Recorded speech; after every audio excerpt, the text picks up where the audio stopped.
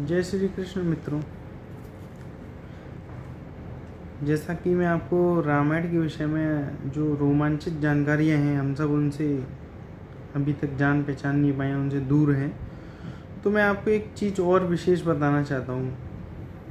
मैंने आज पद्म पुराण के विषय में पढ़ा थोड़ा सा। तो पद्म पुराण के अनुसार सीता जी कभी धरती में नहीं समाई और उन्होंने और जो जब श्री राम जी अपनी पूरी लीला का अंत करने के बाद में अपने परम धाम यानी वैकुंठ के लिए जाते हैं तो वो भी उनके साथ ही गई। सीता जी भी जब धरती में नहीं गई वो, तो अपन सब टीवी में और रामायण में अपने देखा होगा सभी ने, सीता जी धरती में समा जाती है। तो फिर वो किस प्रकार वो सारी लीला रची गई। तो पद्म पुराण और कृतवास रामायण के माध्यम से मुझे जो जानकारी मिली, आज मैं आपको वो सारी चीज़ें आपसे शेयर करना चाहता हूँ। सो प्लीज़ ध्यान से सुनिएगा। बृहस्पति के विषय में हम सब जानते हैं और आप भी अच्छे से जानते हैं। और अगर आपको किसी चीज़ में कन्फ्यूजन होता है कहीं, अगर तो हो सकता है कोई चीज़ मुझसे छूट रही हो या मुझसे बेहतर आप जानते हो, तो प्लीज़ कमेंट बॉक्स में मुझे ज़रूर बताइएगा, जिससे मुझे भी उस चीज़ से अपडेट हो सकूँ मैं भी। तो प्लीज़ कमेंट में। अब हम आगे की बात करते हैं कि बृहस्पति के दो पुत्र थे। बृहस्पति जी के दो पुत्र थे, धर्मध्वज और कुशध्वज। धर्मध्वज और कुशध्वज। जो तुलसी जी हैं, ये तुलसी जी धर्मध्वज की बेटी थी। तुलसी जी धर्मध्वज की बेटी थी, जिनका विवाह जालंधर से हुआ था। जालंधर नाम का एक राक्षस था, ये इससे इनका विवाह हुआ था तुलसी जी का। जालंधर का वध कर श्री विष्णु जी ने ही जालंधर का वध करके तुलसी जी से रमण किया। जालंधर का रूप धारण करने के बाद में जब तुलसी जी को पता चला कि यह जालंधर नहीं है, यह तो विष्णु जी हैं, तब तुलसी जी ने भगवान विष्णु को श्राप दे दिया कि आप पाषाण के हो जाइए। और उन्हीं के श्राप के कारणवश ही आज हम शालिग्राम जी की पूजा करते हैं। तभी से शालिग्राम भगवान पाषाण के रूप में उस श्राप को उन्होंने स्वीकार किया और वह शालिग्राम भगवान के रूप में उत्पन्न हुए। तभी से हम लोग शालिग्राम भगवान की पूजा करने लगे। उसके बाद भगवान भी थोड़ा सा क्रोधित हुए और भगवान ने तुलसी जी को बहुत समझाया। जब वह नहीं मानी तो तुलसी जी को श्राप दे दिया कि तुम इतनी पवित्र होने के बाद भी कालांतर में अशुद्ध जगह पर उत्पन्न हो जाया करोगी। इसी कारणवश आज हम देखते हैं कि तुलसियाँ कभी नल्ली के पास में या कभी ऐसा स्थान जो अशुद्ध है पूर्ण रूप से, वहाँ तुलसी जी जो अपन गमले में लगाएंगे उससे ज़्यादा अच्छी लगी हुई मिलेंगी अपन को। लेकिन तुलसी जी से भगवान ने ये भी कहा कि आप भले से मैं आपको श्राप दे रहा हूँ या आपने मुझे पाषाण होने का श्राप दे दिया, लेकिन मैं आपको अपने सर पर ही रख के घूमूंगा हमेशा।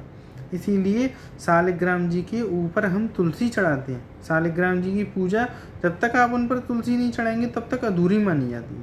तो ये तो बृहस्पति के पहले बेटे धर्मध्वज के विषय में बात हुई।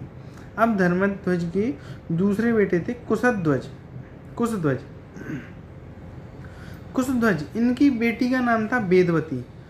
कृतवास रामायण के अनुसार जब कुशध्वज वेदों का उच्चारण कर रहे थे, तब वेदों का उच्चारण करते समय उनके मुख से वेदवती का जन्म हुआ। चूंकि वह उस समय वेदों का उच्चारण कर रहे थे, इसलिए उनका नाम वेदवती पड़ा। लेकिन एक अन्य ग्रंथ के अनुसार वेदवती अग्निदेव की पुत्री हैं। इनके मूल पिता अग्निदेव हैं, परंतु यह सत्य है कि इनका जन्म अयोनि यानी कि गर्भ से नहीं हुआ। अयोनि यानी गर्भ से नहीं हुआ इनका जन्म। इनके पिता कुशध्वज की इच्छा थी कि श्री नारायण उनके दामाद बने। तब जब उनकी बेटी वेदवती को यह बात पता चली कि मेरे पिता की इच्छा है कि वह श्री नारायण ही उनके दामाद बने, तब अपने पिता की इच्छा को पूरा करने के लिए वेदवती तपस्या करने जंगल में चली गई। जब वह जंगल में तपस्या कर रही थी, उसी समय रावण हिमालय से होता हुआ उस जंगल से होकर के गुजर रहा था। जब उसने वेदवती के मुख पर उस तेज को देखा और उसकी सुंदरता को देखा, तो वेदवती को अपना बनाने की बात कही। जब वह वेदवती के पास पहुंचा और वेदवती को बताया, तब वेदवती ने उनसे कहा वेदवती ने इनकार कर दिया। वेदवती के इनकार करने पर रावण ने वेदवती के बालों को पकड़ लिया। तब वेदवती ने अपने तपोबल से अपने हाथ को ही तलवार बना दिया और अपने केसों को काट दिया। रावण को श्राप दे दिया कि हे रावण, मेरे कारण ही तेरे कुल सहित तेरा नाश हो जाएगा। कालांतर में भगवान राम जब वनवास के समय सीता जी का हरण हुआ, वह सीता जी तो उस समय राम जी ने सुरक्षित पहुंचा दी, लेकिन जब वनवास के समय उनका जब हरण हुआ तो जो हरण होके गई वह सीता जी ही छाया सीता के रूप में। छाया सीता कौन? वह वेदवती, जिन्होंने रावण को श्राप दिया कि मेरे कारण बस तेरा कुल का नाश हो जाएगा, कुल सहित तेरा नाश हो जाएगा। तो वह छाया सीता के रूप में उत्पन्न हुई वहाँ, और वेदवती जी ही लंका के लिए गई, सीता जी नहीं गई कभी भी। और जब राम जी युद्ध लड़ा रावण से, और युद्ध जीतने के उपरांत जब सीता जी को अग्नि परीक्षा देनी पड़ी, आप जानते हैं, सबने देखा भी है, पढ़ा भी है इन चीज़ों को। तो युद्ध जीतने के उपरांत जब अग्नि परीक्षा में वेदवती ने जब अग्नि परीक्षा दी, तो वो सीता जी ने नहीं, वेदवती ने अग्नि परीक्षा दी। और वेदवती के मूल पिता कौन थे? हमने अभी पढ़ा था, कौन थे? अग्निदेव। तो वेदवती को उन्होंने राम जी ने अपने पिता के पास सौंप दिया कि अपनी सीता अर्थात लक्ष्मी जी को लेकर के अयोध्या के लिए लौट आए थे। तब देवताओं ने राम जी से कहा, अब उनकी बेटी वेदवती की इच्छा कैसे पूर्ण होगी? तब भगवान ने, श्री राम ने उनसे कहा कि आप तपस्या करें। फिर वेदवती ने 1000 वर्ष तक पुष्कर में तपस्या की और भगवान को प्रसन्न किया। जब भगवान ने उससे वर मांगने को कहा तो वह भाववश होकर उसके मुख से 5 बार सुंदर पति चाहिए, सुंदर पति चाहिए, सुंदर पति चाहिए, इस प्रकार उसने 5 बार ऐसा बोल दिया।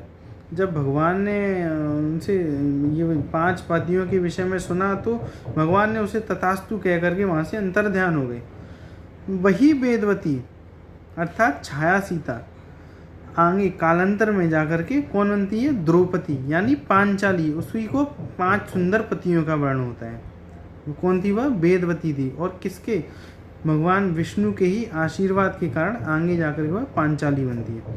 यह सारी जो विषय में मैं बता रहा हूँ मैं आपको, यह सारा मैंने आपको कृतवास रामायण के अनुसार, पद्म पुराण के अनुसार और अन्य ग्रंथों के अनुसार मैंने बताया है। अगर आपको यहाँ कहीं भी अगर कन्फ्यूजन होता है, किसी भी चीज़ में डाउटफुल होते हैं आप, तो प्लीज़ कमेंट बॉक्स में कमेंट कीजिएगा और मुझे भी इससे पता चलेगा और आपको भी मिलेगा। जय श्री कृष्ण।